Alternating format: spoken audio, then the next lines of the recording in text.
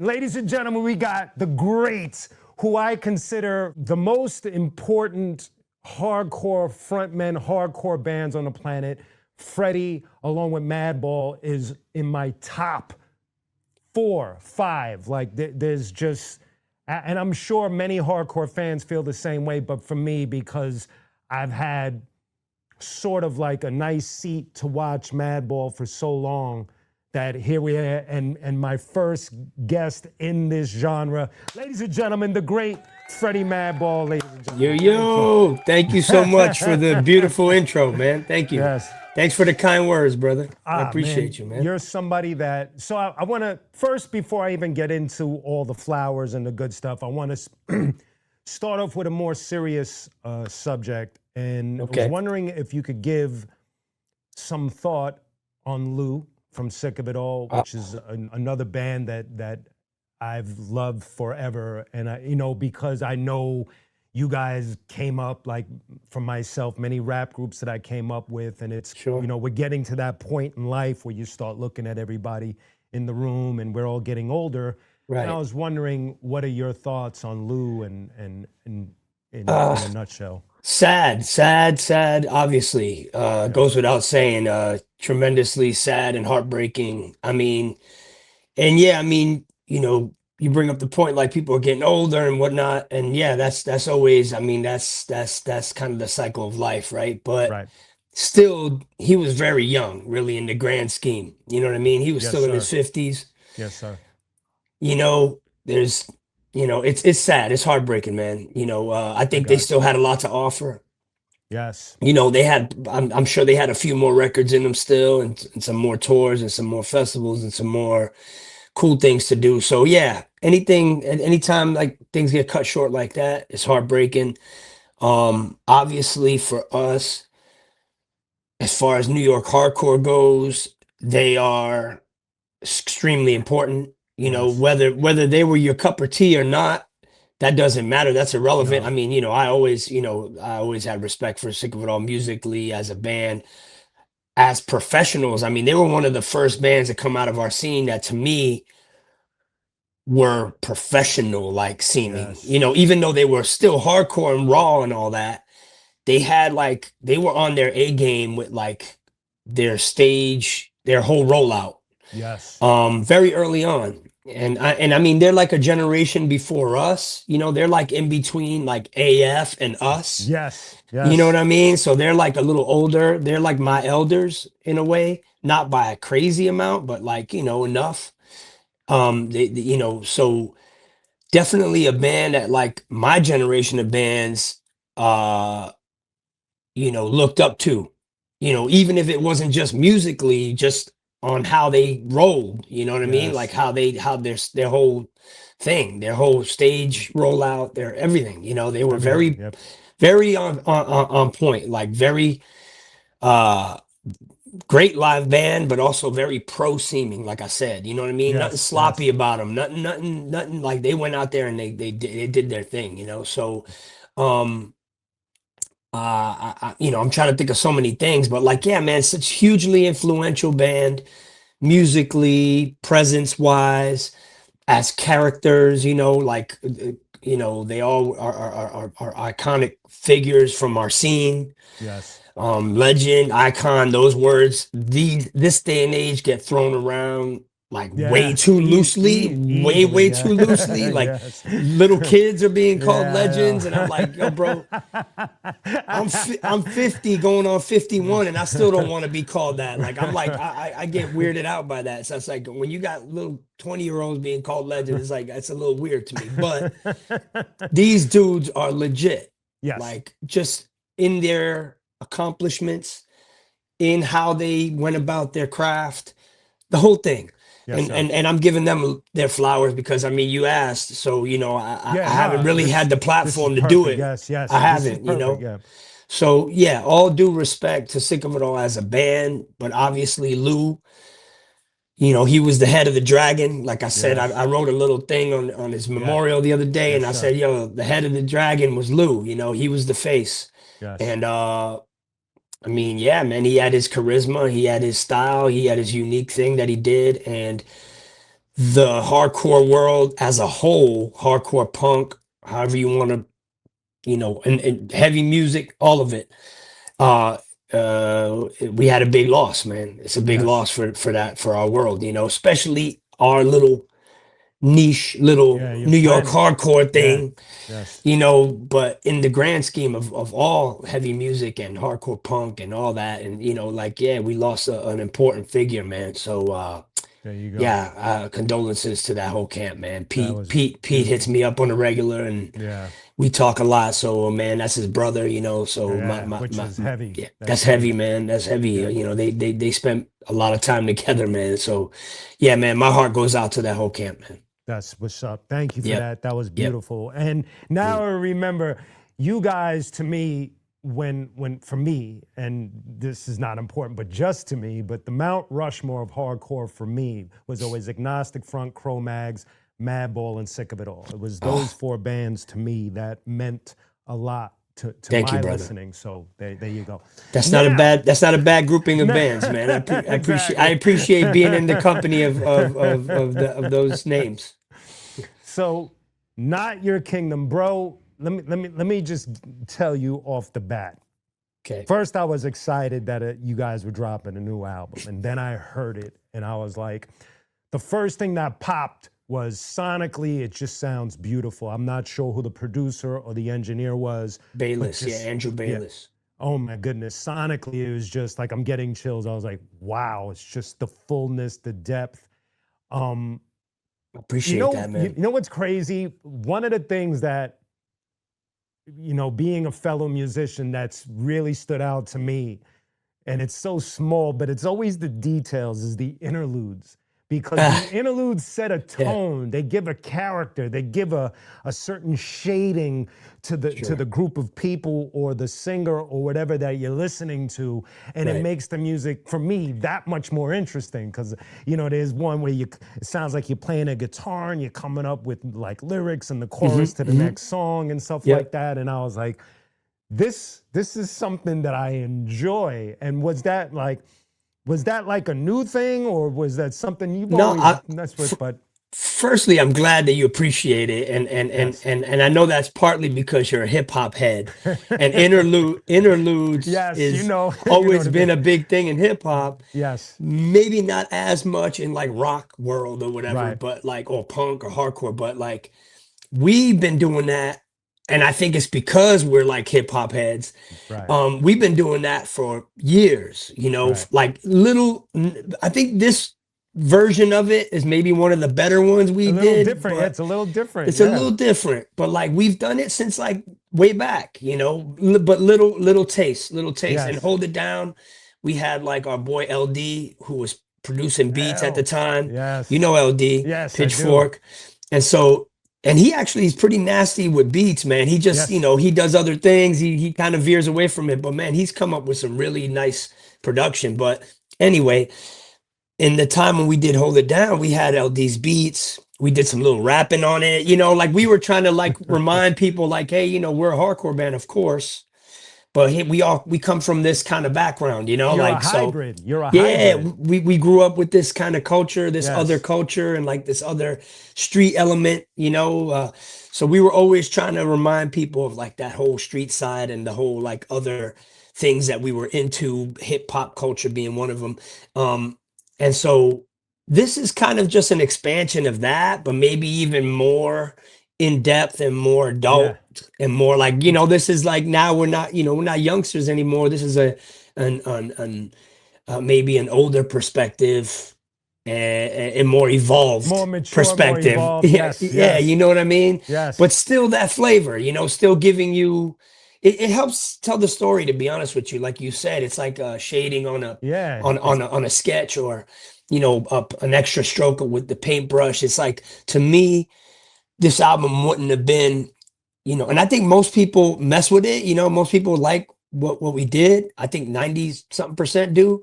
But there were a couple little people that were like, the interludes were unnecessary. I was like, No, they are. No, they're you very don't get it. necessary. You Yeah, don't they get don't the get it. story we're trying to tell No. here. I think that without these interludes, it would have been still would have been what it was, but it helped tell the story. It helped kind of it helped with the whole journey of it. You know what I Yes. mean? And I'm glad, like someone like yourself Oh, notices that, instantly I because was like, oh, this is dope. you got it. You know what I mean? Like Yeah. you got where we were going. And it was Yes. all very organic. Like it was just like, with the stuff with the guitar, that's just basically voice memos that we all sent each other. Um, Wow. so that's actual real time. Like that's not like we went into the studio and like, oh, let's fake the funk and like Right. get on a guitar. That was from my phone. That was voice memos that I Oh had my sent one of the God. guys. That makes it sicker because it's real, like It's you just said. real. Yeah, yeah. Yeah, it was actual real voice memos of us putting together the album. And I just happened to have them on my phone. And I'm like, what if I made an interlude of these, and then you mix in the radio dial, which is kind of an old school tactic, Right, right, right, but right, then, right. and then there's like voice memos of my kids, like singing in the background while we're writing and shit. I wanted to get their voices in there, you know what I mean? So it's all organic, Amazing. bro. It ain't Yes. nothing. There's nothing like really, there's nothing contrived about it, That's what Yeah. makes, and that's one of the reasons why your band in particular was always a band that I had a special place for, because whether I saw you on stage or listened, I always knew that it was coming from a very organic, a very real place. And that's very hard to do because we're in an industry where people are chasing an illusion, Oh yeah. and it's hard for a lot of artists to be themselves. They come up Mm. with these especially lately, it's a very spectacle based uh, career, I guess, Yeah. for a lot of people. Yeah. And you guys have been so organic for so long that someone like Man, me has to look at you just for a sense of reality for a second, yeah, we because have to. I mean, we know no other way, for better or worse, right, for better right. or worse, that's who we are, But you're right about that. Some people are like really trying to live up to a certain, aesthetic or a Yeah, certain it's this or that. And it's just like, man, I can't say it enough to people. It's like, man, just be yourself, man, because yes, ultimately, like even nowadays where that kind of stuff is more acceptable, I feel like being like a spectacle, like you said, or like being extra goofy yeah, is like acceptable. It's yeah. still gonna come out in the wash, I feel like. Yes, I feel yes. like it's only gonna last so long, like Yeah, at some point, we've been seeing the crowd flipping on some of the biggest artists on the planet, where they get right, annoyed after a while, right. So Yeah. just be yourself, man. But for us, yeah, no, I appreciate that acknowledgement, man. And yeah, I mean, we've only ever been that. I mean, that's not to say we haven't changed or we haven't grown up in a lot of ways. We Right, haven't learned. I mean, you know, we're constantly learning, right? We never right, stop learning. right. But just as people, yeah, we've grown in many areas of our lives. So yeah, but yeah, one thing you got to be is you got to be true to yourself, man. That Yes, part you sir. can't, that's one that's not negotiable. Right. If you Yeah, can come to terms with yourself, then yeah. really, Be it the young version of yourself or the older version or whatever version of it is, but if it's a true version of who you are, then then you're good, you know. yes. And yeah, I mean those interludes, back to that, it was like, yeah, I really happy that you got them, because it's Oh, like people either get it or don't get it. It's like you got it immediately. You're like, oh, I see where he's I going with mean, that. to me, Yeah. it it made me feel like Madball was, like we just said, had, and I know you have been because I've been listening for so long. When you listen to somebody for a long time, you can hear their evolution, whether it's me listening to Madball or somebody like KRS-One.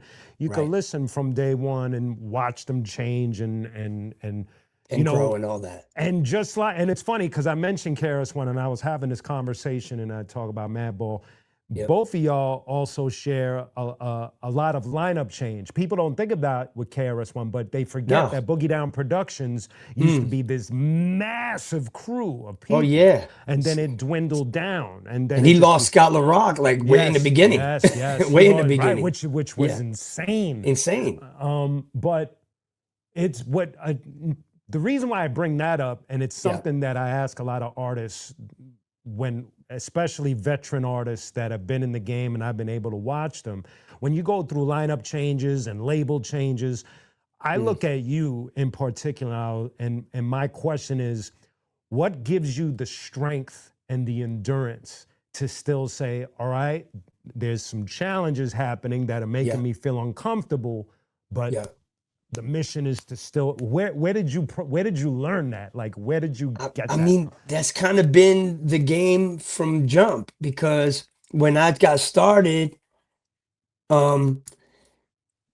it was Madball was a different lineup, first of all. Madball was my brother and them and trying Vinny. to put me on. So it was like Roger, Vinny, Willie, and Maddie, you know, and then they were trying to like put me on, you know, training wheels, training wheels, everything. I got my start, but then at some point, my brother didn't want to even do music, so I had to get a bass player. So then Hoya came in the game.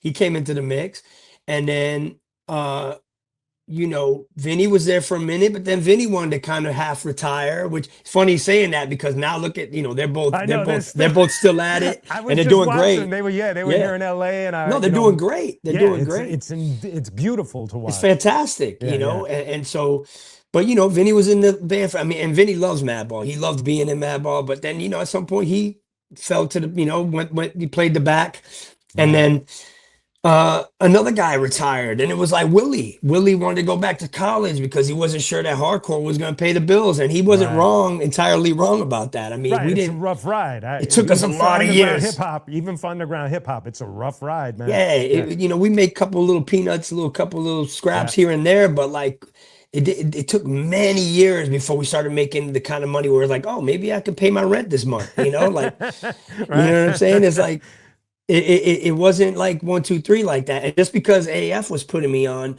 didn't mean that Madball was all of a sudden going to be some kind of big shit, because even AF wasn't big shit when they were putting me on. So it was like, it's all a grind, man.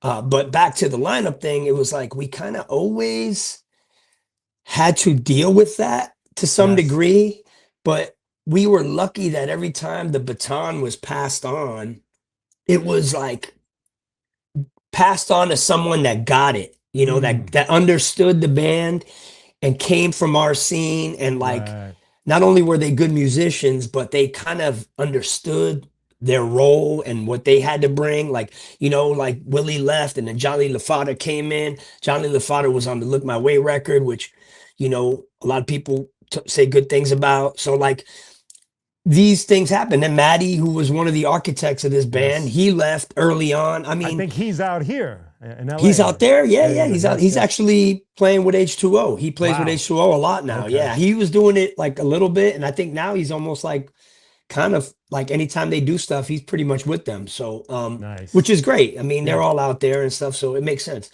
But when he left, a lot of people forget that was in the 90s, man. Right. It was a while ago. Like, that was a long time ago.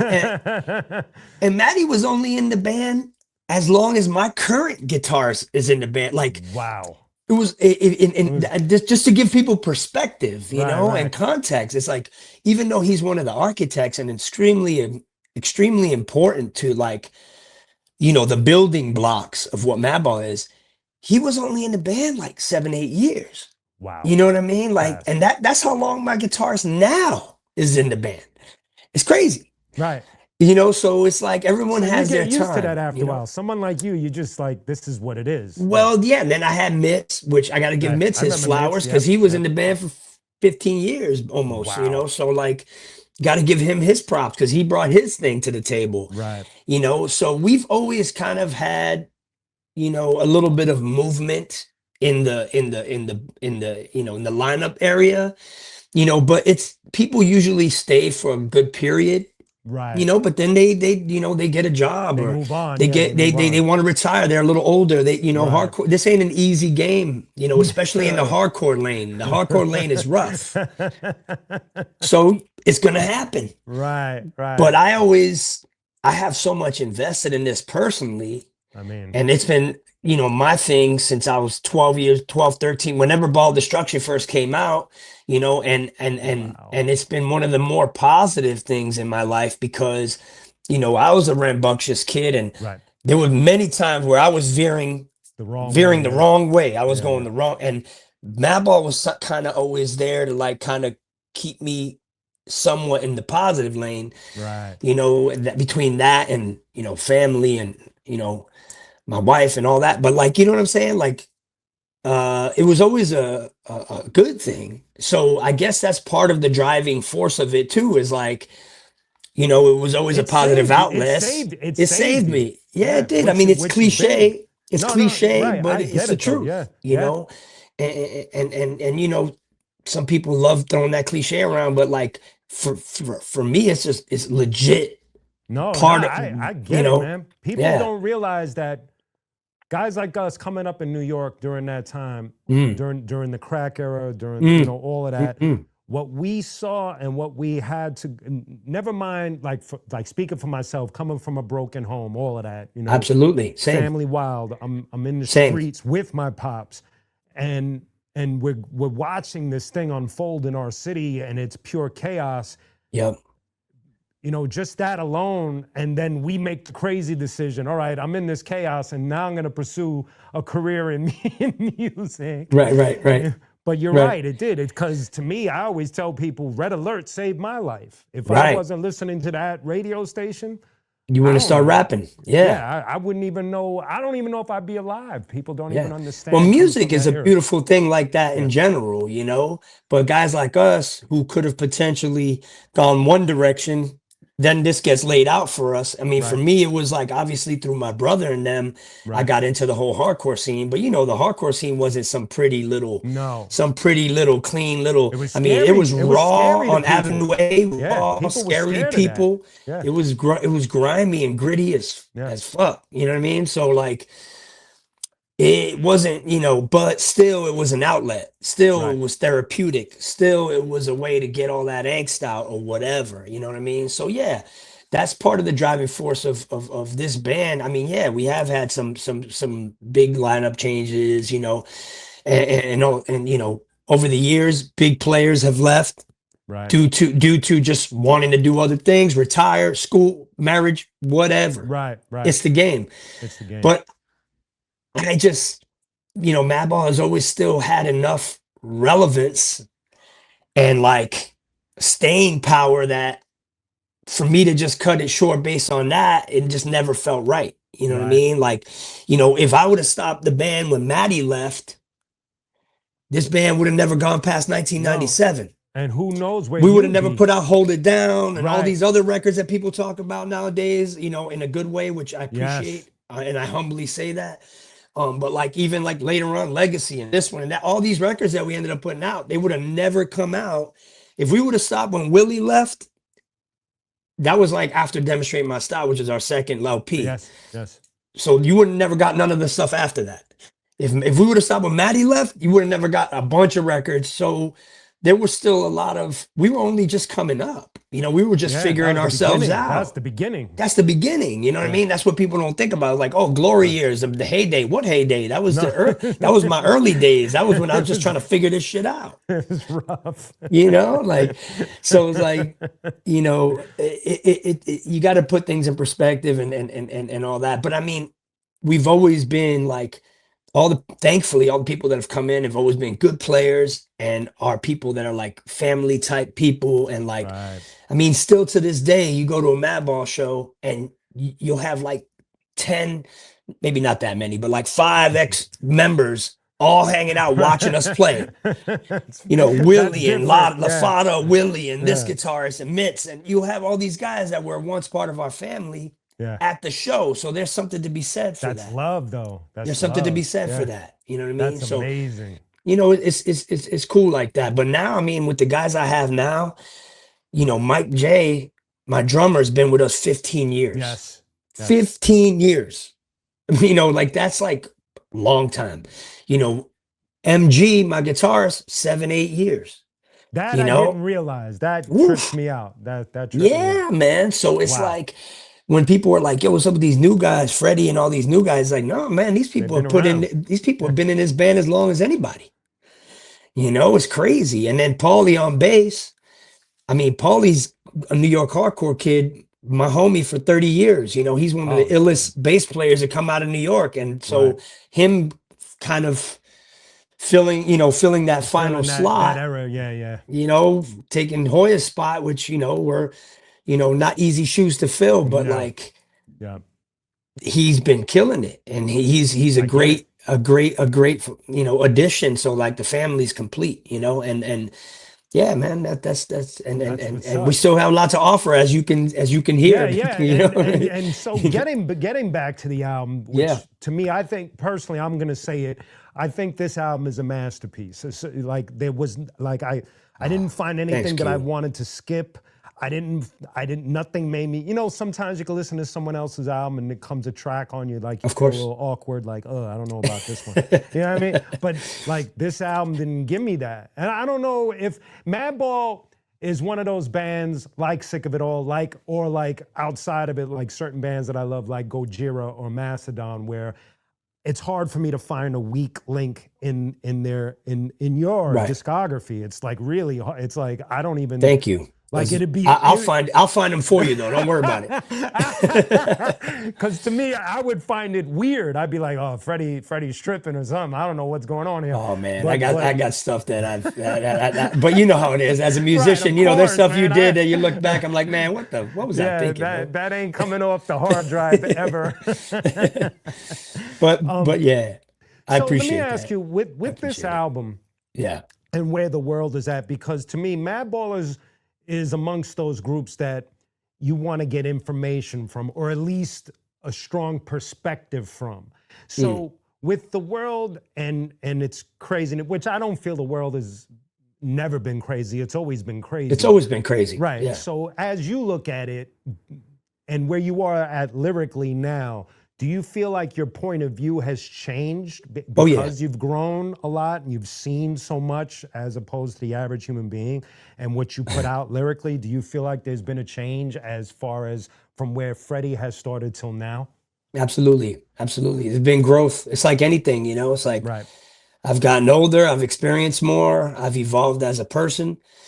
Our experience as a band has evolved, has expanded because we've absorbed all these other cultures, traveling around and whatnot. Yes. And so, yeah, the perspective definitely changes and the lyrics broaden. I Yes. still try to give it to everybody in kind of like that Madball format, but there's layers to it, and there's more layers to it now than ever. Yes.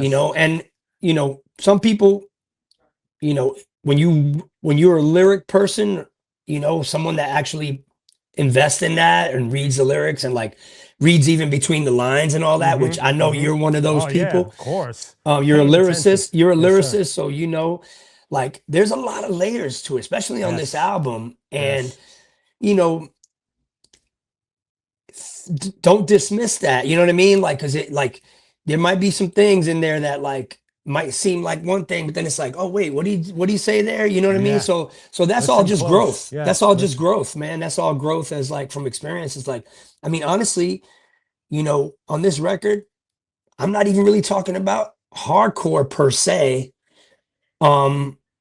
On the whole record, really, except for Right. like one song where I pay homage to like Killing Time, which was one of the GOATs. Right. And Right. and I'm talking about the culture a bit, and I'm playing off of the clock thing and all that, and like I'm playing off of certain themes, but like besides that, the rest of it is just like life experience stuff, Yes. the world, the climate of things in the world, and like you said, the world's always been crazy, by the way. Yes. It's just It has. more in your face now Yeah, with we can just with the see it. internet and everything. Yes. It's like everything's like boom, right, shoved down your Exactly. throat.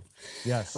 And some things are obvious to some of us and not so obvious to some. People choose to, you know what I mean? Like that. Right. That's They it. choose to see what they're gonna see. What they're gonna basically. see. You know what I mean? But yeah, I'm giving my perspective on a lot more things. Also, when I first started, I wasn't a father. That's right. And I was all about family. Right. My blood family, my street family, but like I wasn't a dad. It's And that's you being a different. father, Yeah, it's you way know what different. I'm saying? Yeah, it's That way changes your different. life in a Yes. lot of different ways.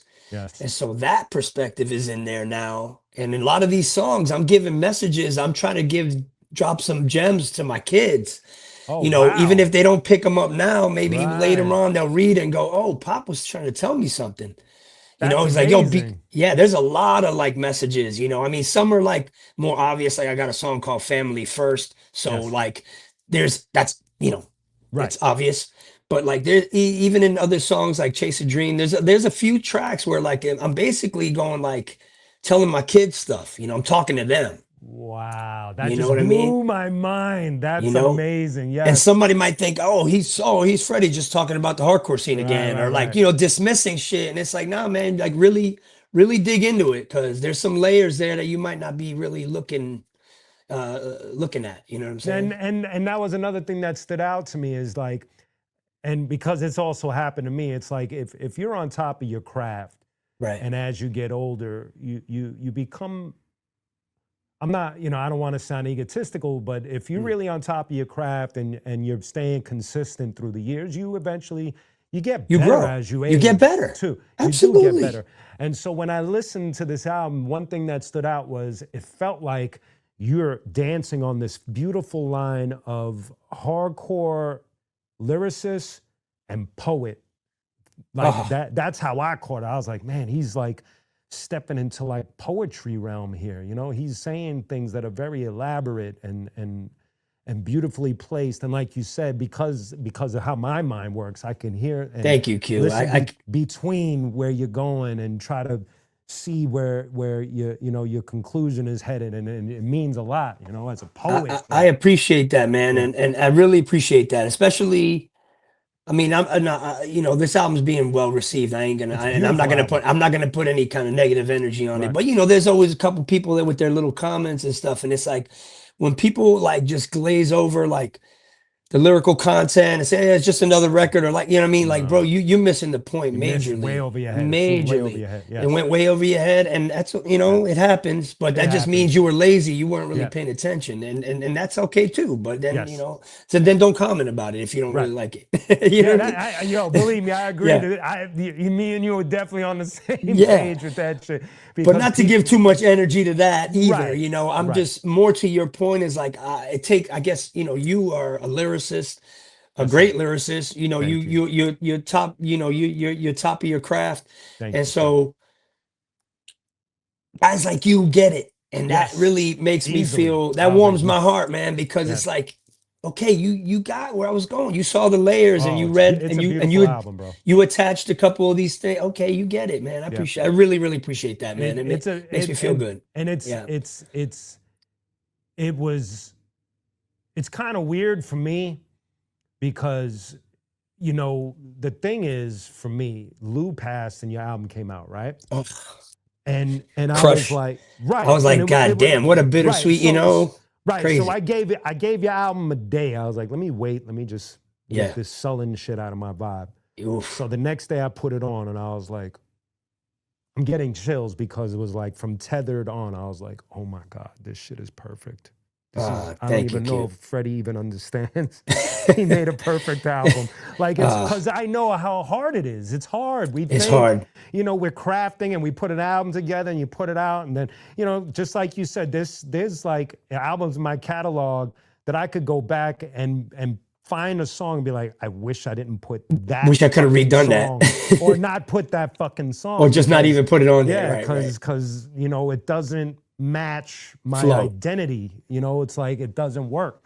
Right. I've done that Right. before, and Of course, so I have too. when you listen to somebody in a nice swing, and things that you might not have, like you say, oh, we've done interludes before, and it might have flown over my head as an Yeah, but earlier they were listener. not in this, Right. this one was a little different. But yeah. And even like hearing leads and all of that stuff, I was like, my God, it's like he evolved, which the reason why that's big to me is because, and this is gonna sound very like egotistical, but a lot of old school rappers or rockers Yeah. sometimes can't evolve. They'll put new shit out, Right. Of but course. you don't hear a change. You just hear Yes. maybe a better produced version of what they've already been. Yes. And so with y'all, Yeah. it's like, yo, there's clearly a massive evolution happening here with Freddie and what he's doing, man. Thank Like, you this very is much. yeah, like, so I just needed to point that out. Like,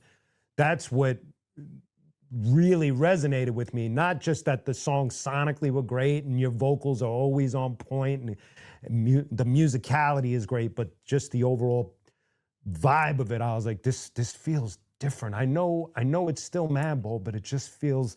I love that pinch you me. get it, Q, because Yeah. you know what, man? I love that you get it because we felt really good about it. Oh, And we beautiful. obviously were sitting on this before it dropped for like a long time. I mean, Right, yeah, even longer than we wanted because you start to trip too. yeah, I'm like, yo, we've already recorded this like a long time ago. Like, we better get this out. But then, you get caught up in the whole, well, when's the best release time? Yeah, And oh, there's all the another album coming out. And, schematics, oh yeah. yeah, all that red tape, all that label shit. And so I'm like, damn. But my point was that we felt really good about it as a band, but you always wonder, are people gonna get it? Like, old or new, doesn't matter. No, Older just heads people. or like Yeah. new generation hardcore kids. Just, there's always that kind of, nervous feeling when you're gonna drop course. anything. Anxiety, that. bro. Anything. But it's like, are people gonna like this shit? Or are they gonna get it? Especially like, this is our 10th album. Yes. We're not like some brand new hype band. You know what I mean? We're like Right. we're like OGs in this shit. Yes. And like, thankfully we still have some relevance, but like, are people gonna get it? Yes. Are they gonna get that it's still us, but it's evolved? And like, Yes. thank you for the beauty, Oh. for the kind words, because you hit it right on. It's like, as far as like, there is a lot of evolution, whether people want to accept it or not.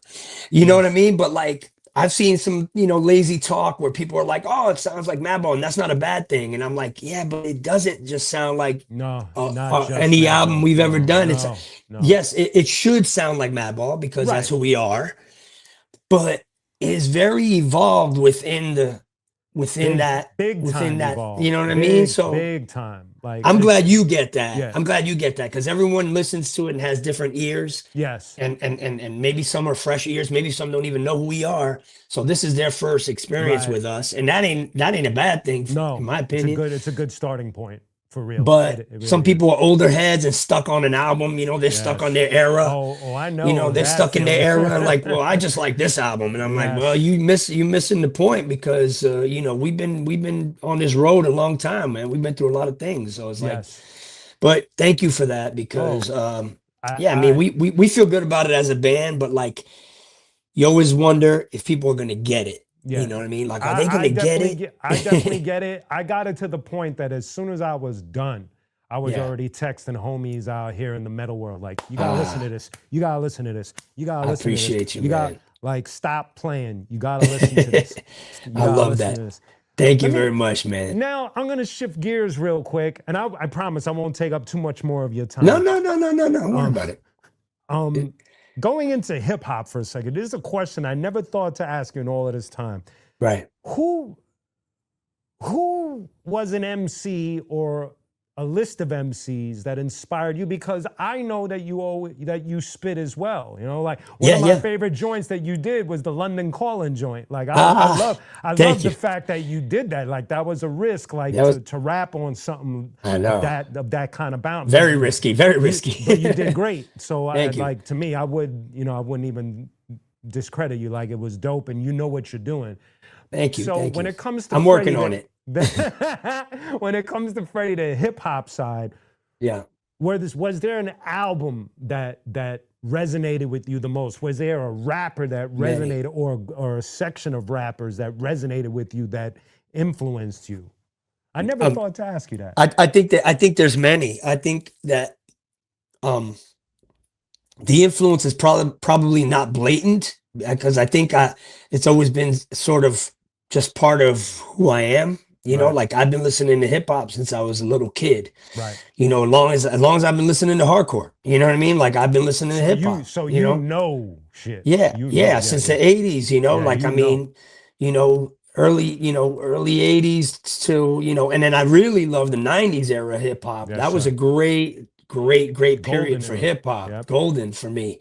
But, even the 80s too, but like I think that subconsciously it's probably been always there because people have told me when, you know, my cadence is very hip hop-ish, Yes. even though I didn't try to do that. Like when I was doing hardcore, I was like, all right, I'm doing hardcore. So it was never like overtly intentional to try and sound rappy, but that was just kind of like how I heard things in my head, you know? So Right. my cadence has some hip hop, a lot of hip hop influence, you know, mixed with, I don't know, whatever else I've Right. absorbed.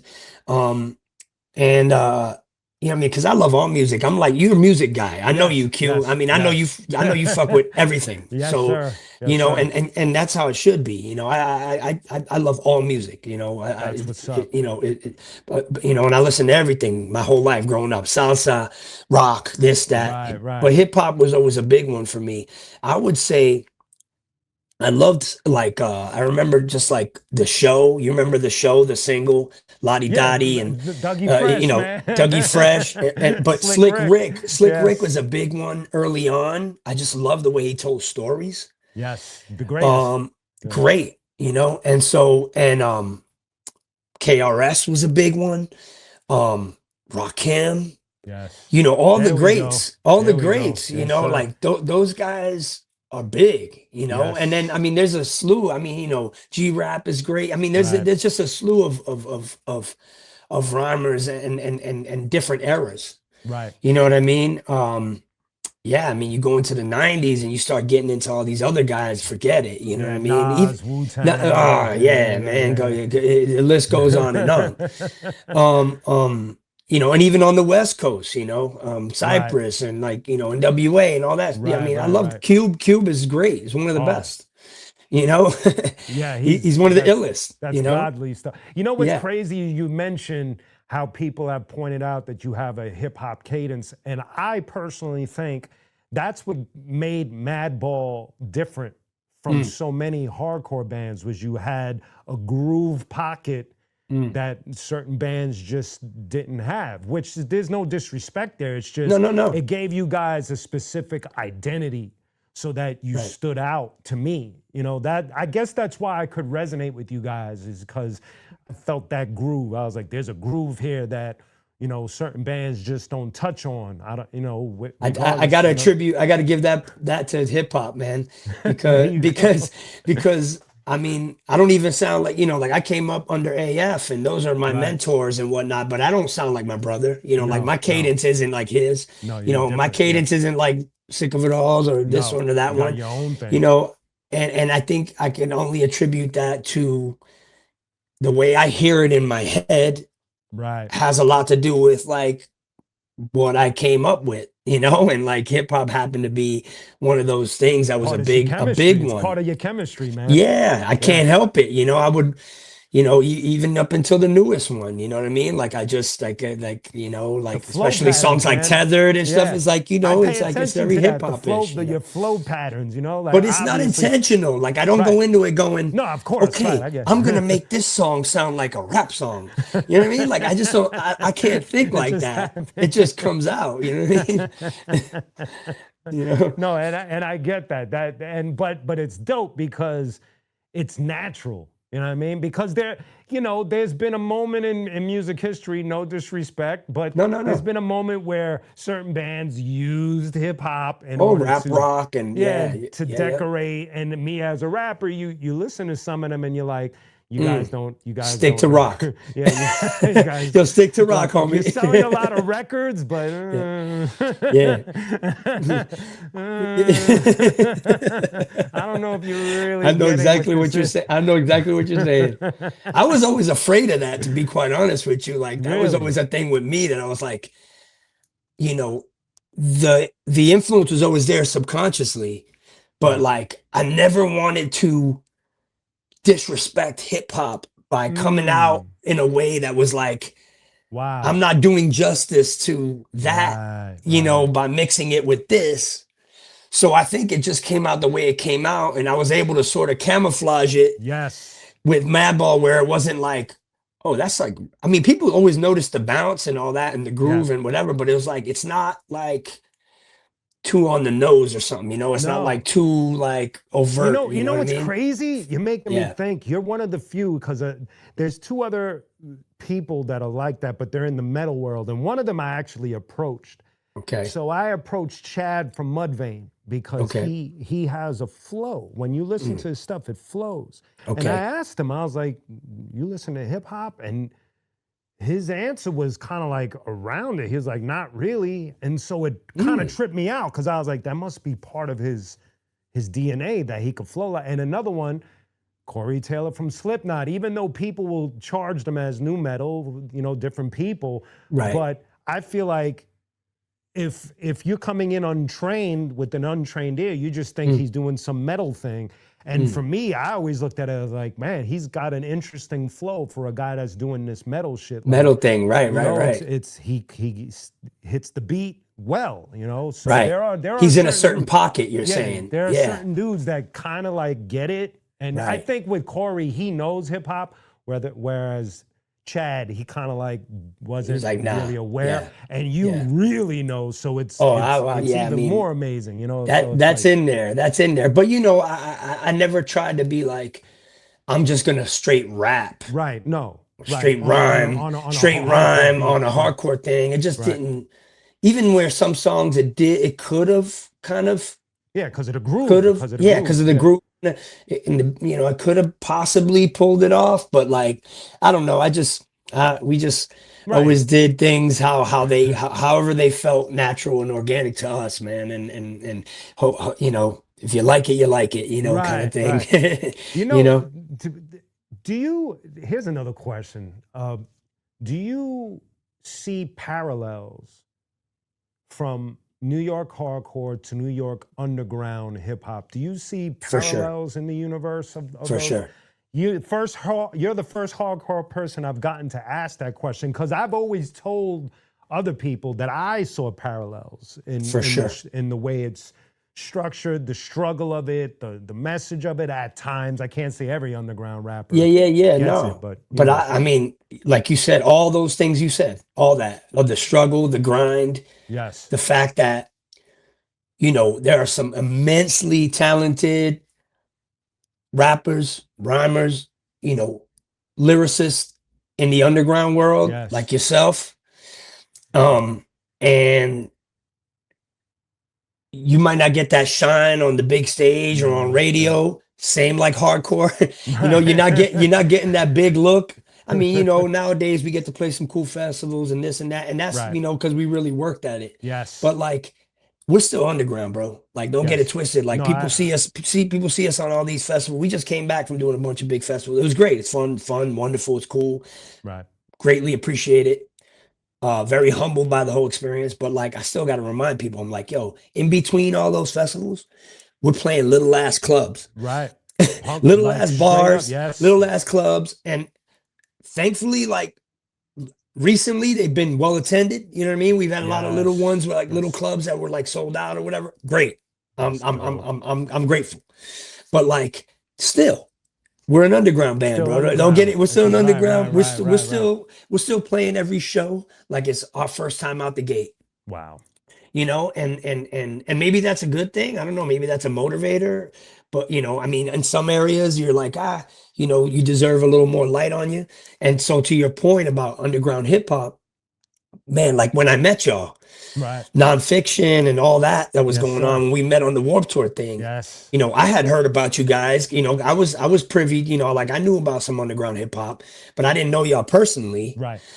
So we met and we immediately clicked. We immediately hit it off. The New York connection, Yes. the underground connection, and like The whole vibe. that's how we all got to know each other.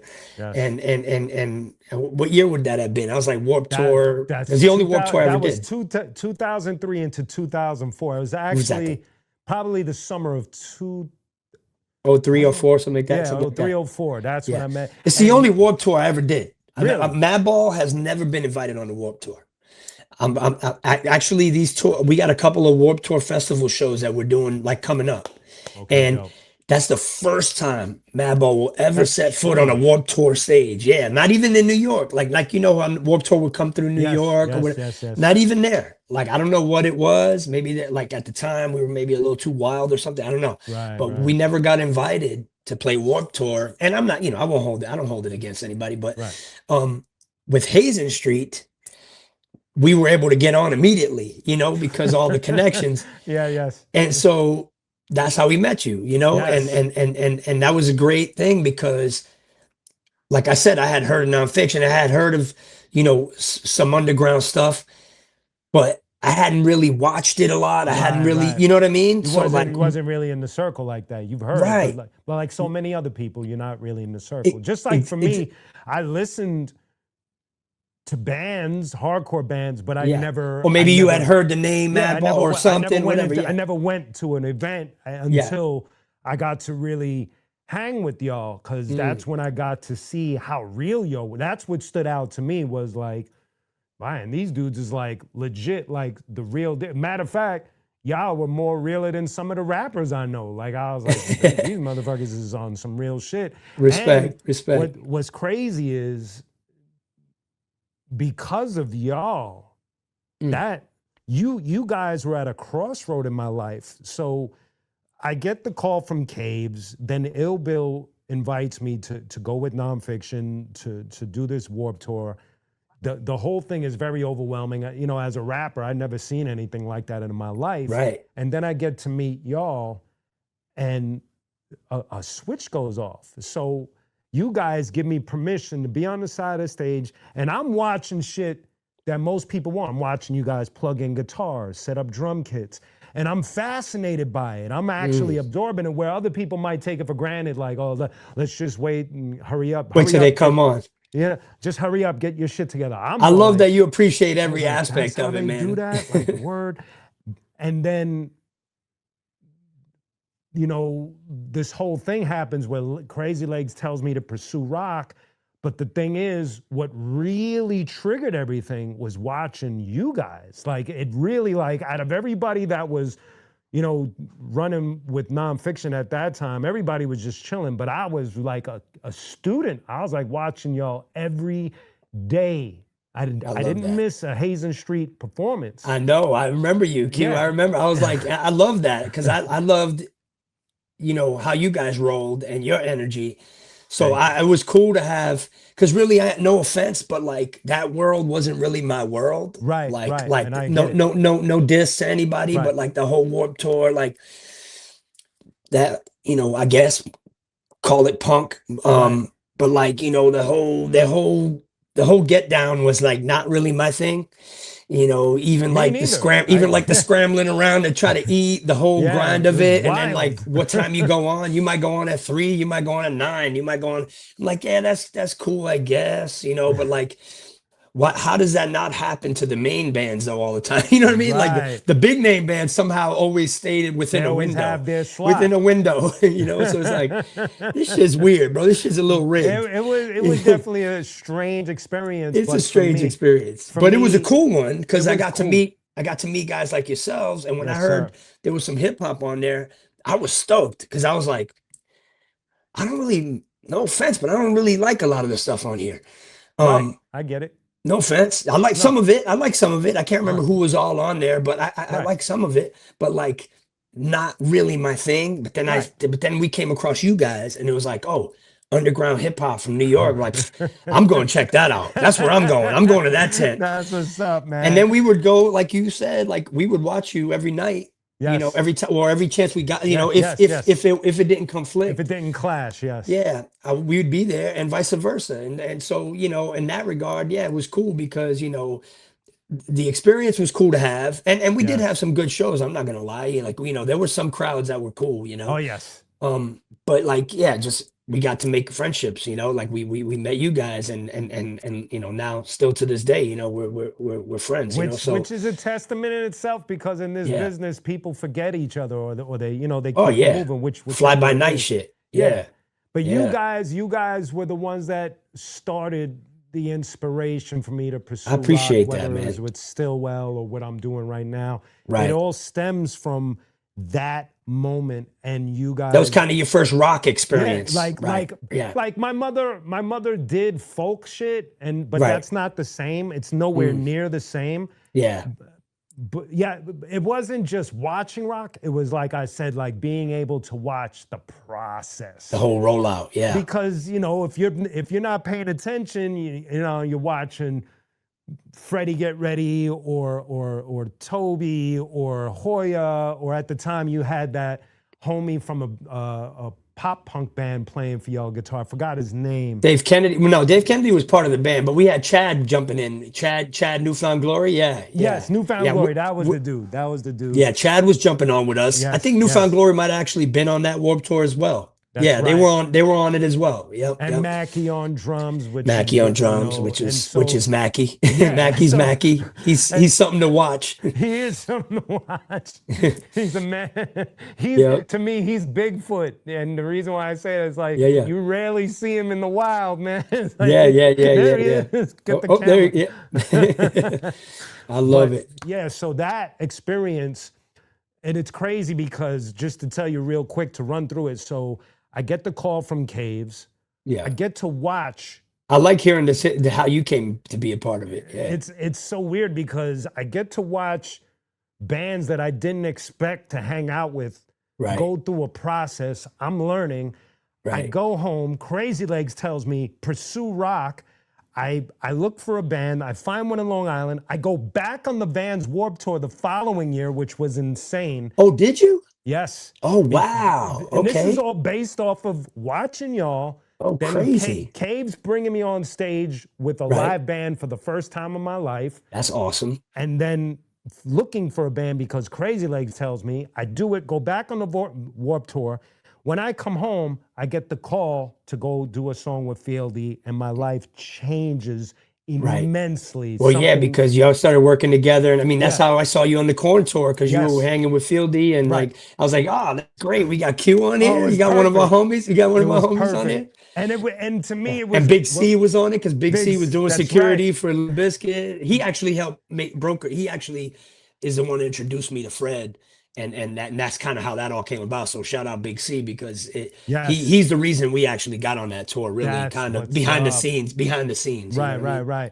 And to me, it was awesome. That was another dope moment, which I refuse to miss. It was like watching you guys, and I know part of your history. I know you guys have done shows with Black Sabbath and big bands. You're not. This is not new stuff. You've been amongst the giants. You've been amongst the small people. You've been amongst everything.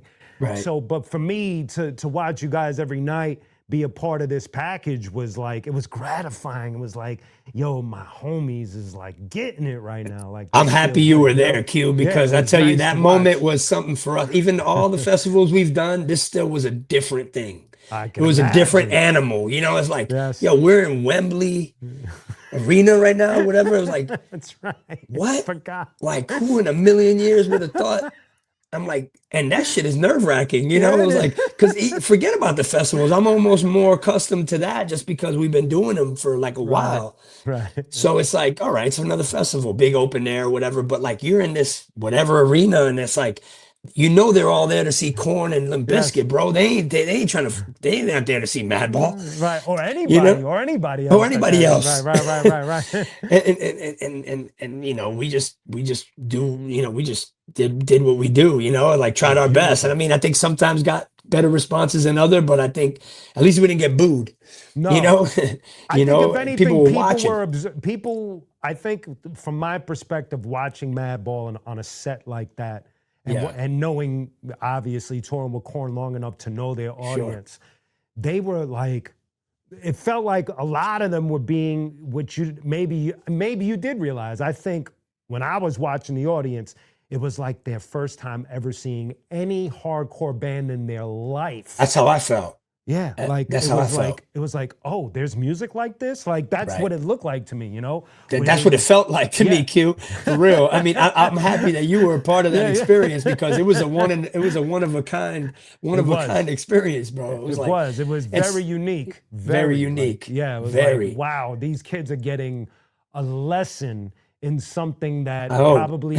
And to me, you know, somebody has to admit it, but to me, hardcore has to be a part of the chemistry that makes nu metal. It can't just be metal and hip I would say hop. for sure. Hardcore is a bridge to that, because hardcore to me, with specific bands, not all bands, but certain bands, are the bridge between hip hop and heavy music. And that's why I asked you earlier about the parallels, because there's a lot of parallels. But then me as a hip hop person, first and foremost, of course, I look at hardcore as, never mind nu metal or some rap rock stuff, I look at hardcore as that bridge that kind of like hybrids it and camouflages it to a perfection.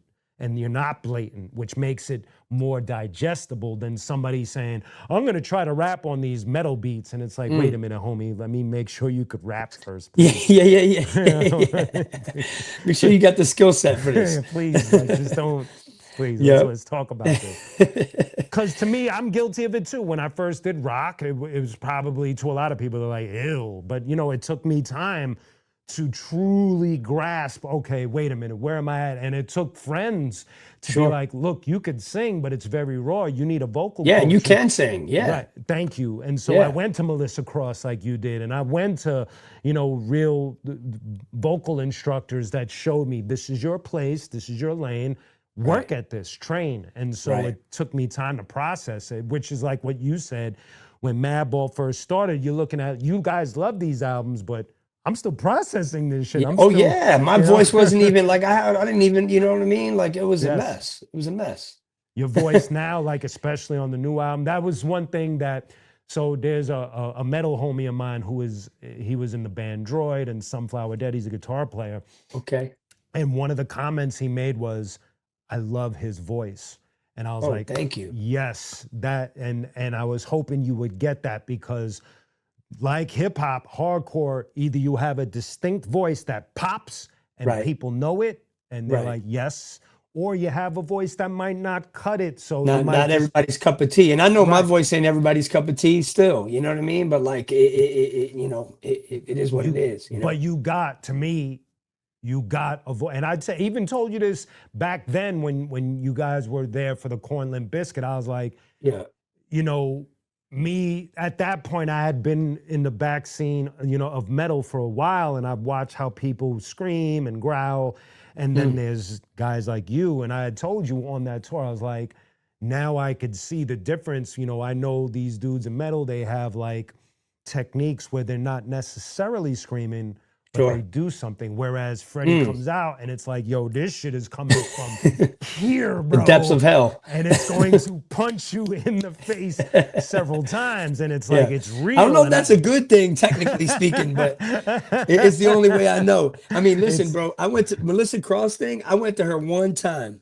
Gotcha. And that was because Toby put me on the spot. Right. He was like, hey, let's go to my vocal lady. And God bless Melissa Cross. If you're watching, love you, thank you. But I literally went once and I never went back. Actually, I got to see her again, man. I might want to go back and see her, because I literally only went that one time. But she happened to be recording a documentary. So now that one time is lives forever. Lives forever. And people are probably like, oh, I wonder how many days a week Freddie goes to Melissa Cross. And I'm like, I'm sorry, I only went once. Maybe I should have gone way more times. You know, maybe it would have helped me sooner. You know, but where I'm at with my voice just came from years of trying to figure it out. You know what I mean? Like my brother, no one gave me like lessons. No, they didn't give me a class like, okay, do this and come from here, your diaphragm, or nothing. You know, I will say that the tips that I did get from Melissa Cross were extremely helpful, especially for Hazen Street, because that's what we were doing it for. And that's a different lane, you know, that's a different vibe altogether. So it did help. And you know, but with Madball, it was kind of like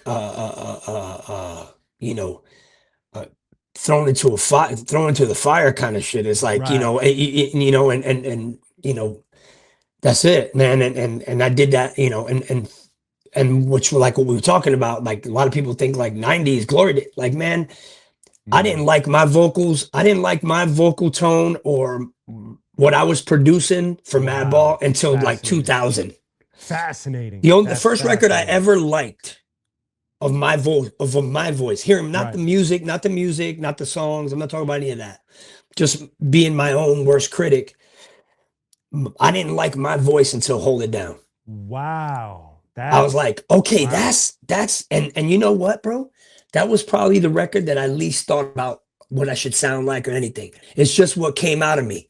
And it was just, I was living kind of wild at the time too. So maybe, I don't know, that was factored in, you know what I mean? But like, I would, heavily in doing street stuff, but also like coming to record this album. And like, my life was crazy at that time. Right. So I don't know if that attributed to it, but like, that was the first record where I heard my voice back and I went, yeah, that's kind of what I should sound like, I think.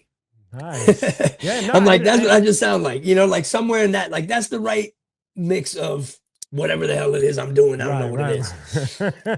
It's just what was coming out. I get it. It's just what was coming out. But I figured it out finally at some point. I just started liking what I didn't like you. Like when I listen back to older stuff, I could hear certain things where I'm like, oh, I wish I would have known better or just structured that smarter. Yeah, that's the learning process. That's life, bro. Yeah, it's all part of the process, man. That's right. And wow, man, that's amazing how you just revealed that, because I would have never have picked up on that. Like, oh, I hate my voice. I hate my vocals on Set It Off. People talk about Set It Off and they put it on a pedestal and all that. I mean, it is our first LP, our first full length, and like it's the kind of the one that put us on the map or whatever. But is it my favorite? No, but that it might be a lot of people's favorite, whatever. Right. You know what I mean? I'm not dissing it by any means, but I hated my vocals on that. You know what I mean? Like I hated my vocals even more on Demonstrating My Style.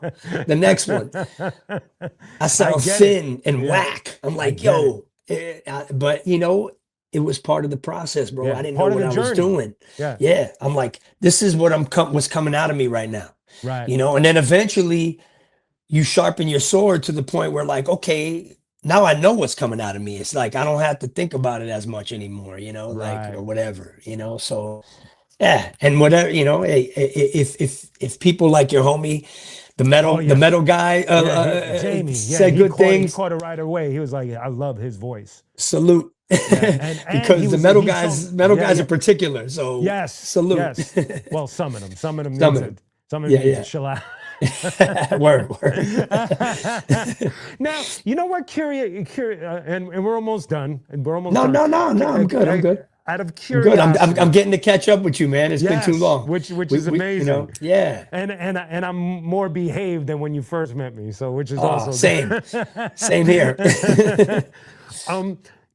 Now going into the metal world, another curious thing that I was thinking about to get this opportunity to talk with you is, are there metal bands or metal albums that meant something to you personally?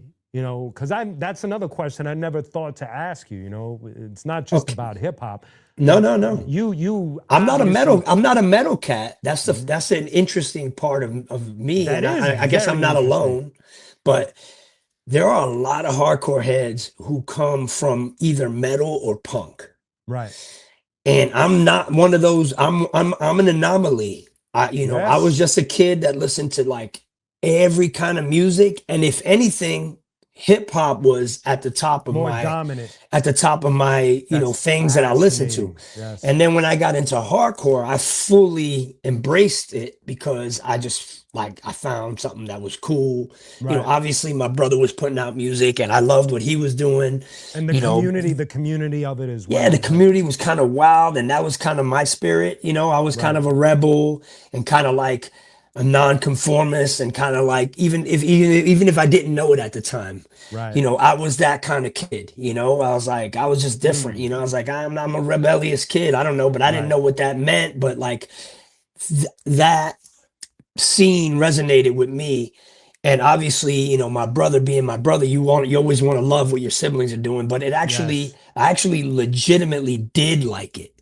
Didn't force myself to like it. I actually liked it. But that was my real first dose of like heavier Heavy music. I music, mean, right. I knew rock, and I had, everyone knows Right, Zeppelin heavy and rock. Sabbath. Yeah, There yeah. was Zeppelin records in my house, Right, right, Sabbath. right. My brother Rudy also listened to every kind of music. So there was an eclectic.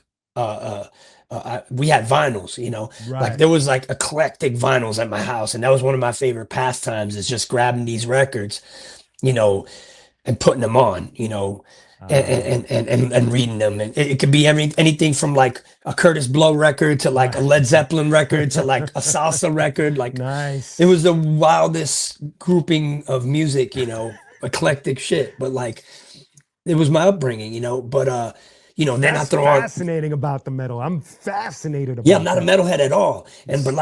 But I had like Victim in Pain. That was my shit, like Right, then I put right, that right, on right, and I'm right, like, right, right. so metal came after for me. But I did remember hearing like Metallica early on and really liking it. I really Okay. like Metallica. I mean, I know they're like basically a pop band now, and that's not, Right, and that's no, no right, shade. That's no shade right, on them. Like, God bless, right. If you can find success doing what you're passionate about, man, God, Especially that God, level, yeah, God, yeah, God bless. yeah, I mean, the purists are gonna be like, oh, they got diluted and yeah, this and that, yeah, yeah, whatever, bro. yeah. My early experience with metal was stuff like that, like early Metallica and like, I remember hearing Slayer early on and thinking, yo, that's pretty hard, Yes. and then like yeah, just any of that early metal stuff was Early, the stuff okay. that I thought was cool, but Right. I wasn't like going that Man, route. I I wasn't love a metalhead at all. I love that about I love now that you just blew my mind. I love that about you because that means that the hardcore that you convey and that's in you is pure. It's a pure form of hardcore. Well, that's my perspective. You don't have to Right. say it. I'll say it. It's like Well, that's pure it's because whatever's coming out of me, you know what I right. mean? But because you Right. you and I have a similarity, and that Okay. is we are of royal blood. And again, I don't say this egotistically. I say this because I'm a child of the Rocksteady crew and the Zulu Nation. Like Whoop. those, I was Oh, in that's those circles, getting that's my lessons in that's Bronx Road hip hop. Project. That's hip hop Right, royalty. right. Yeah. And Crazy Legs is my first mentor and my big Crazy. brother. Yeah. So I remember for seeing you, Crazy Leg in a lot of clubs in the 90s. We used to go to we used to frequent a lot of hip hop clubs. And every now and again, Crazy Legs would be in there. And every now and again, if you got a special treat, they start rocking on the floor, yes, bro. I yes. would be like, oh shit, Crazy Legs and Rocksteady are fucking right here in front of my face. That's amazing. I was probably Yeah. there, which makes it even more You were crazier. more than likely probably there because it was That is all the hip. We used to go to crazy. all the dope. Our friend was Bill Spector Ooh. and these cats that were doing some of the Sasha Jenkins, who was a hybrid Sasha dude. Jenkins, Rest in Bill, peace. but Yes. Bill was one of the early promoters of like these clubs that were happening in the 90s and not to cut you off, Q, No, it's all good. in New York that you were probably very much a part of, Yes, like sir. some of them were more underground and others, some of them were like flamingos or whatever, where it was like you Yes. get some like higher profile people walking in there and shit. But like Yep. we were those, because we knew Bill and them, and they kind of are hardcore adjacent, hardcore-ish related dudes. So they would, let us in there and we'd be like these hardcore kids up in the hip hop club because we were actually hip hop heads You were too, hip hop heads for real. So Yeah. so it was great, but I That mean is those were great times. amazing. Yeah, That but is amazing. I remember seeing Crazy Legs around. Like I don't know him like that, but like Right. I remember every now and again be like, oh shit, that's Crazy Legs, and then I'd be and oh that and of course Zulu, and I knew about all that because just coming up. Fable's a hardcore head. Yeah, he's a Yeah. hardcore head. So Yeah, I yeah, just yeah. thought of that. But what I was getting at was you also are of royal blood because your brother is the front man to arguably what people would consider the quintessential band, Agnostic Yeah. Front. And you were like on stage at about 7, 8 years old Yeah. doing your thing. So that parallel to me is something that I resonate with you. I understand it because I was thrown into a mix really young. I met Young. Crazy Legs when I was 13 years old. Wow. You know what I mean? On Wow. my grandmother's block in the Bronx. Wow. And from that moment on, life was just different. And so you went into that culture, just like how I went into hardcore. You went into like that you said, whole I didn't culture. understand it. Like, just like you said, you were like, it was cool, but I didn't fully grasp what this was. And like, to me, well, you were living it. That's the thing, right? Because like my brother and them weren't the icons and the legends that they are now, because they were just coming up. Right. You know, I was like living it with them, and then lo and behold, like, you know, nowadays, you know, thankfully I was a fly on the wall. Right. To see something that is now like revered, you know, like oh man, like, you know, United Blood era, Victim in Pain, like all, you know, like now that's looked upon as like, you know, biblical shit, you know what I mean? Like, you know, but like, yeah, you don't know it when you're in it. No, you don't like think yourself. of any of it. Yeah, exactly. You don't think of any of it until it's, you know, it's moved on. And in my case, you know, things go away, they disappear, but you still have that pedigree in you. And so that's schooling too. Right. It's schooling. And it, like I said, for you, it's like, it's so amazing how, because you're of that cloth, how it just comes out in this pure form. And like, you're like, yeah, this doesn't influence me as much as people might think, you know? And it's like, even for me, I'm like, whoa, like, I'm not metal or punk. Wild, man. That just blew my head, man. Like, metal and punk came after for me, and I love them both, like, for different reasons. Like, I like a lot of punk stuff, and I like some metal stuff too, you know, but like, that wasn't my gateway into hardcore. Amazing. It's the other way around, you know, like, you know, like, That's amazing. That blows my mind. That I'll never forget that. That's and it's dope because I got to ask you about hip hop and to know what position it holds in your heart. You know, that's amazing. And bands like Obituary, I didn't get to know them until my brother went on tour with them. Right. And I happened to be on that tour, you know, as a roadie. And wow. Oh my God. But then my brother got. Sorry, I got these little pop-ups coming up. So then my brother got ill or something. He had some kind of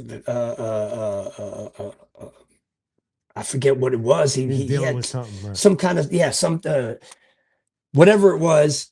He got something on the road, and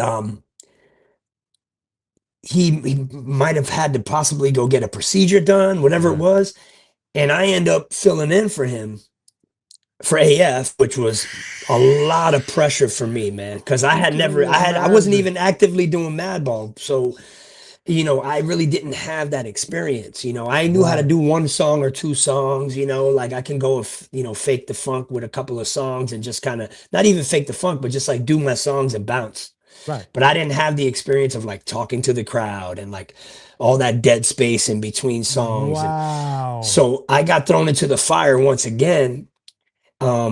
And I did, you know, I ended up doing like almost half that tour. And I didn't know a lot about death metal. I didn't know, you know, about all this genre. Like I had heard the names, but I didn't really fuck with it. Right. And it was Obituary, Cannibal Corpse, Malevolent Creation, you know. with Agnostic Front. With Agnostic Front. Wow. The only hardcore band. Right.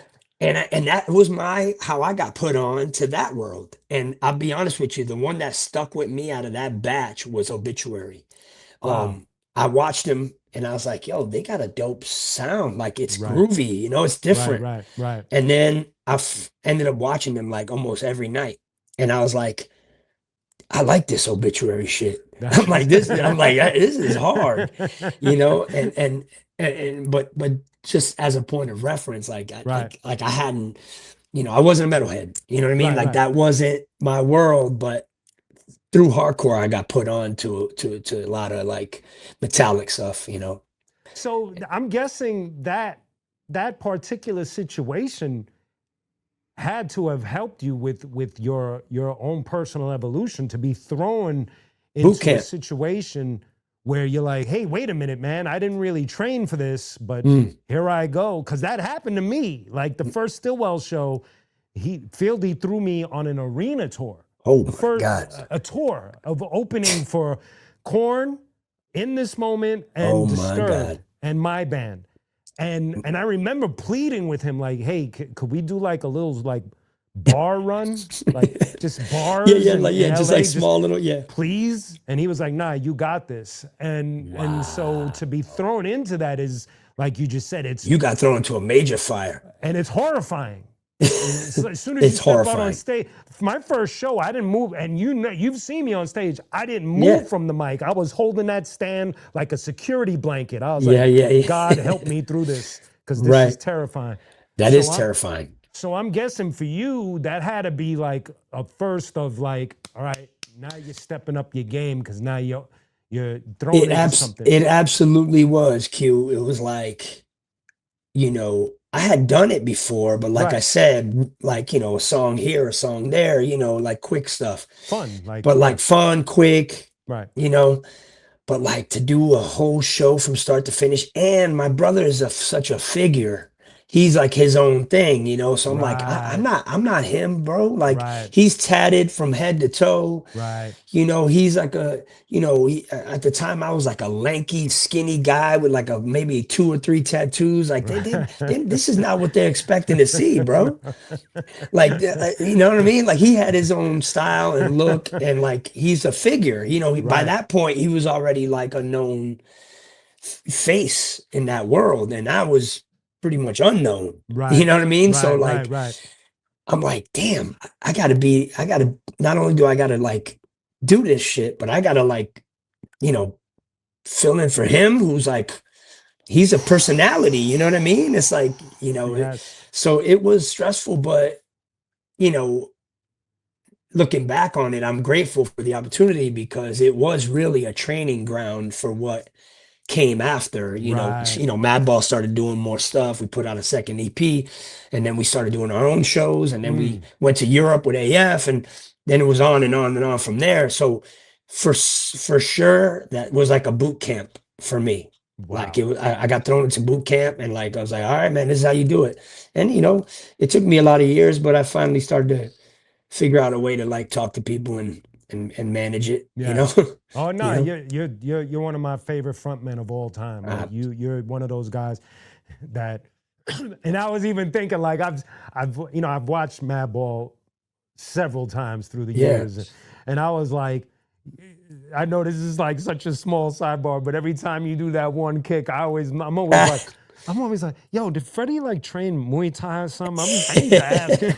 I need to ask him. yeah.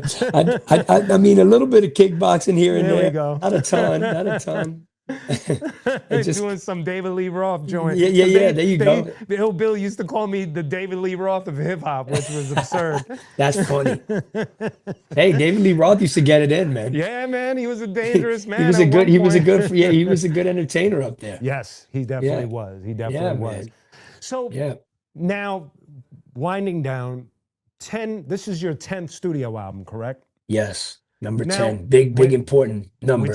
which is wow. It's like, and it's crazy because I've been in the game long enough, but I don't have 10 consecutive albums under one name. I have 10 albums all over the place. Sure, Under you've been different on a names million and different, things, I'm yeah, sure. yeah. But Yeah. 10 consecutive is like a number that I look at and I'm like, wow, Yeah, that's it's quite crazy. that. And so where you're at as more mature, different time in life, kids, family, all of that, Yeah. 10 albums.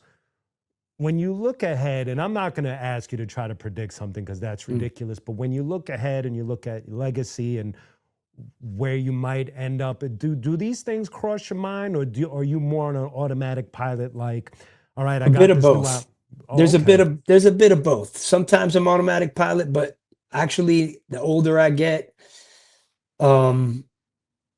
as time goes on, and like you said, with the family and all Right. that, I do start to think like,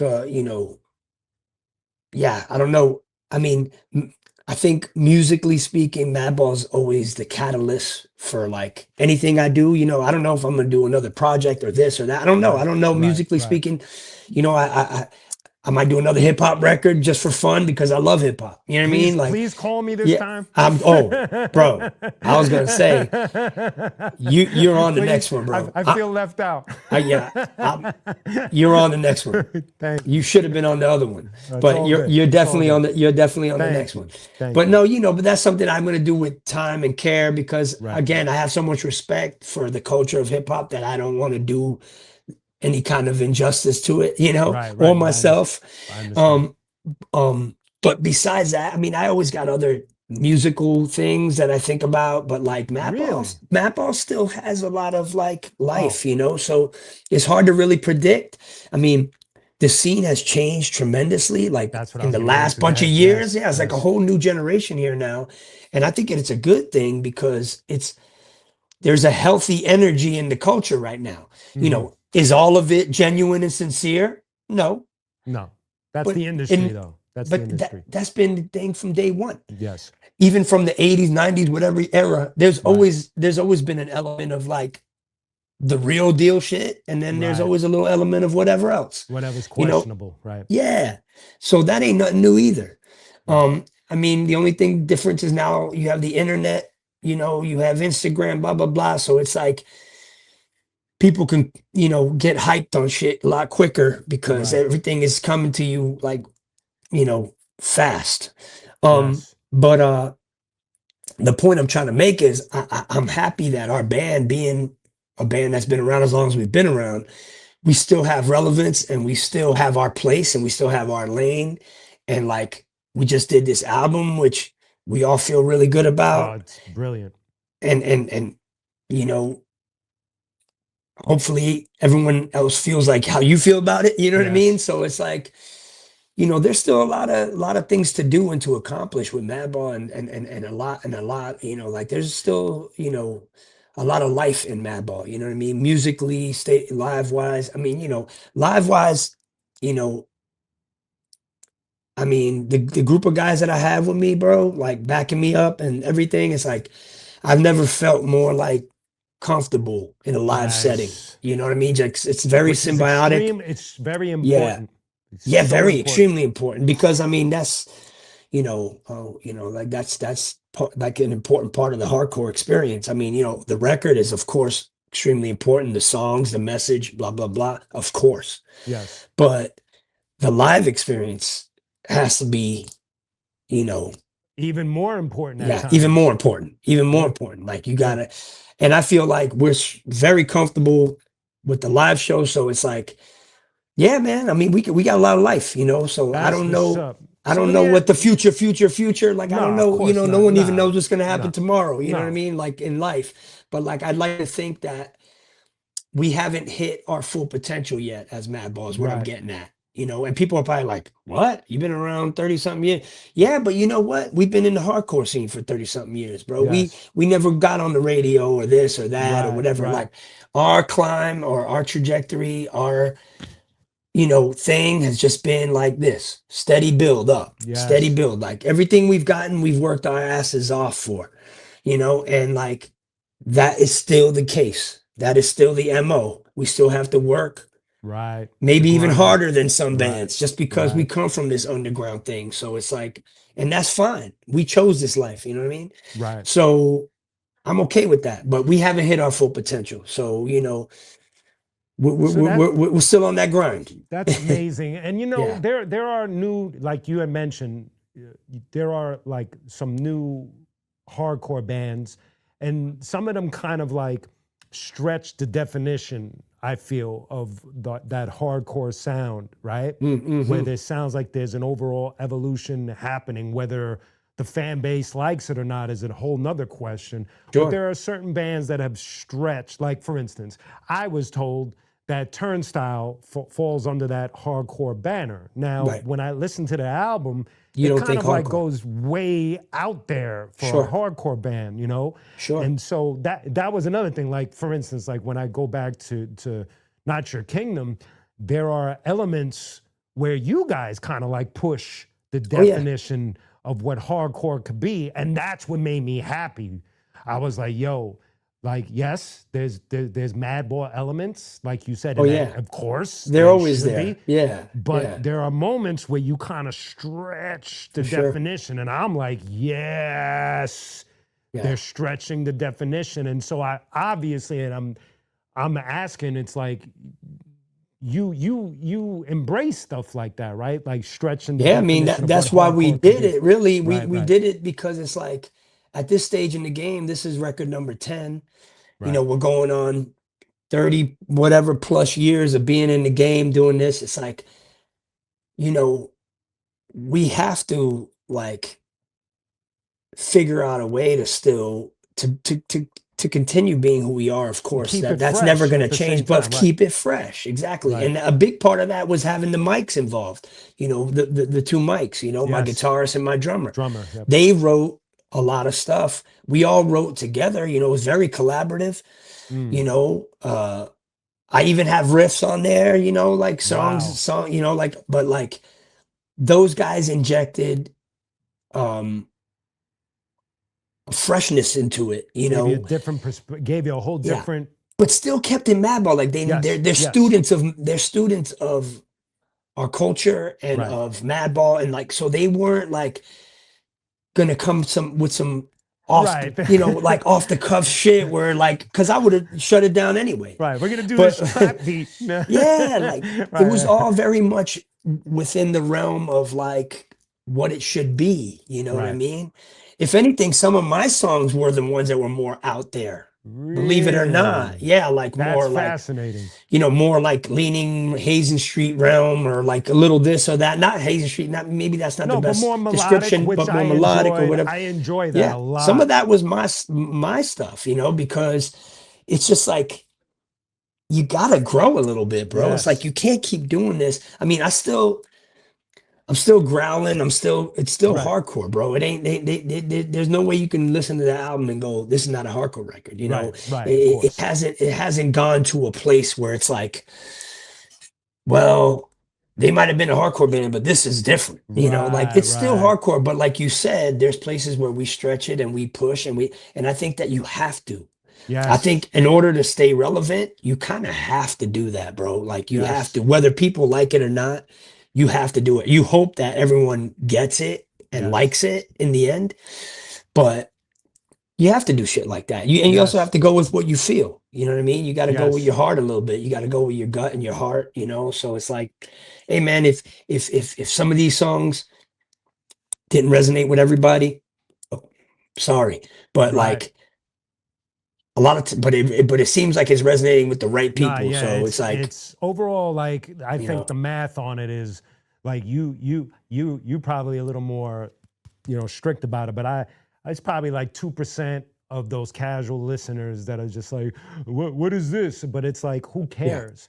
right, Because right, to right. me, like Well, they don't know the culture to begin with. they don't know So the it's like you culture, almost can't blame them. right? You can't blame them. And then on top of that, it's an undeniably great album. It's an Thank you, man. undeniably great piece of That work. fucking means the world, man. Cause like, It's you know, at this late in the game, you know, it's like that, I and can't that's afford to another be thing. putting out a shit record anyways. I can't No. afford it. And But that not only happens that, to I a lot don't of want old to. school. Yeah, Oh that my happens God, to a it lot of happens a lot. OGs where they do things and you're like, no, what are you doing? I mean, people put You like know? 5 bad albums out in a row Woo, sometimes, you know? yes. So it's And like, and it's it's a like at rough some point you beating. Yeah. gotta, yeah, sometimes you gotta figure yourself out. But, you know, yeah, I mean, you know, yeah, it can go a lot of different ways, but I'm, you know, I'm proud of it, you know? Yeah. That's so dope. And I'm gonna end it on that. Yo, Freddie, this was an amazing conversation. Yo, Thank I you loved it. I loved it. so I very felt much. natural like it always does talking to you, bro. Like when we cross paths or when we're on the road or whenever we see each other is very, very natural, man. You know, you're a good dude, man. You're an awesome Um, guy Thank and you, a man. talented guy Thank you. and keep doing all the things that you're doing, man. Keep Thank doing. you. And Keep up same the good here. work. I'm getting emotional because thank you for putting your heart and soul still after 10 albums and such an amazing history to put out an album like this. I thank Thank you, you, man. man. Like it like today I was training. I train every morning. Sure. And prepping for this, I had the album on Ah. again, and I'm getting hyped, punching the bag. And I'm like, Yeah. motherfucking Freddie, man, he just came with it, son. He just came with I it. appreciate you, man. I mean, the hunger's still there, bro. Like, I still got mouths to feed. Yes, And well, sir. actually I got more mouths to feed nowadays. And just in general, just like I guess we still got something to prove to people and Yes, stuff, sir. So Yes, it's sir. like, it ain't on some like ego shit or like Nah, chip on the shoulder this is shit or you. anything. This It's is just you, like, man. same with the live show, bro. When we come out, it's like, I don't rest on my laurels, man. I No, don't you come out don't. here thinking all these people should know who I am. I don't presume to think No, that they can't. all know who I am. Oh, Right, don't right. they know who I am? I've been around. Nah, man. Yeah. I think the opposite. When I come out, I'm like, none of these motherfuckers know who I am. I was like, so I'm gonna let them know who the fuck we are. And that's how we gotta come out, And it's like you can't be all, feeling yourself like everyone's supposed to know who the fuck you are. But when it connects, that's a beautiful thing. Yes. Whether it be young generation, older generation, maybe some of the older generation haven't been to a show. You know how many motherfuckers I saw on this last tour? I haven't been to a show in 20 years. I'm like, where the fuck were you, man? I'm like, I could have used some 20 heads in the years. room. But you know what I'm saying? It's like, I guess the album, like the new album thing sort of maybe got people's attention Yeah, again. yeah. It taps people on But the I'm shoulder. like, I haven't been to a show since 90 something. I'm like, wow, that's what a the long fuck? What stretch. happened? You forgot about the fucking, you forgot about us? Like, were you in a coma? You stopped listening to hardcore? Like, what? How do you miss that many shows, bro? Unbelievable. But Well, I'm happy that they're back out, yes. and like the new kids, and maybe they're bringing their kids now or something, and maybe they're Which getting is, put yeah, on, that's surreal like too. Yes. that's Yes. crazy. It's crazy, but yeah. But yeah, Well, no, I'm grateful, man, and I'm glad that, I'm happy to, you know, have friends like you that really get it, like that's awesome, man. You know what I mean? thank Yeah. you, Freddie, and I hope you guys are coming to LA at some Oh, point for so we sure. can Oh, yeah, catch up. without a doubt, without a doubt. And yeah, man. Not this and year. I don't think it's going to be this year because I think our schedule's already kind of, set up. I kind of Crazy. Right. strategically set it up where Mhm. like I get enough time at home with my kids and my wife and, Yes. and make sure that my family thing is solid. But I Very also have to do a important. certain amount of work. You know what I Right. mean? So Right. it's Right. like Right. I try to balance it out, and I think I'm doing an okay job of it. But I don't think we have any West Coast stuff lined up Till next for year. this year, till next year. Okay. Yeah. That's Yeah. that's Yep. totally fine. Yeah. I will be there. Are you in LA proper? Yeah. Well, All I'm right, in cool. Marina Del Rey, like Right. Venice. I'm in the Okay, Venice bet. area. Oh yeah, that's So, cool. All right. yeah, But so, we're gonna cross paths soon, one way or another, anyway. Perfect, man. Yeah, And yeah. hopefully we get to hang and chop it up. For sure. And so look thank you for forward to doing it. this, brother. My pleasure, bro. Listen, much success on this album. Thank you, I will man. be pushing it. I'll Please. be clipping this up and I'll be Thank tagging you. you and all of that. So Tag me and all that. I'll collaborate with you, whatever you need, bro. I appreciate the time, and I appreciate that you get it, man. all good, brother. Appreciate your friendship as well, bro. Same here, brother. Best Thank of the you. family. You too, and we'll catch up soon. All right, brother. Peace, Q. Yo. That was amazing. That he is easily one of my favorite people, one of my favorite frontmen of all time. Freddy Madball, ladies and gentlemen, the great Madball. Make sure you check out their new album, Not Your Kingdom. It's amazing. It's a beautiful, beautiful album. Whether you want to just call it a hardcore album or just an album, just make sure you check it out. It's amazing. I am qunique, live from the lab, pre-recorded. I will see y'all soon. Peace.